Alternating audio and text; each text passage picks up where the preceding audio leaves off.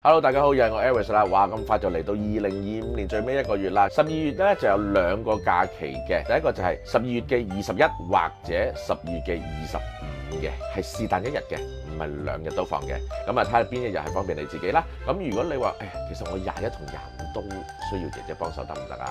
係可以嘅，咁你就又係喺21號嘅之前嘅48小時就通知姐姐21同25都放唔到假俾你嘅，咁你就安排翻喺60日之內嘅假期俾佢咯。喂，如果你話我放咗21喎，因為佢禮拜日嚟噶嘛，佢例假啊嘛，咁我25又放俾佢啊，需唔需要咧？21嗰日例假嚟啫嘛，所以你要再安排25係冇問題嘅，或者其他日子都可以咯。咁你就記住要48小時之前通知佢啦。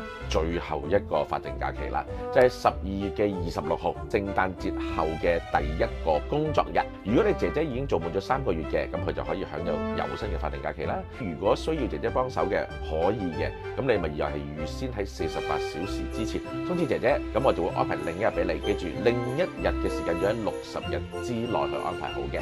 咁如果你話我姐姐原來平時咧佢係星期5啊，係佢嘅例假嚟嘅喎，咁我又放咗啦喎，咁係咪即係完成咧？係未㗎，你只係放咗例假啫，法定假期都係欠佢嘅，亦都係一樣喺60日之內安排翻俾佢咯。嗱，咁啊2025年嘅法定假期同非法定假期都已經發晒俾大家啦。2026年咧同大家再見，拜拜。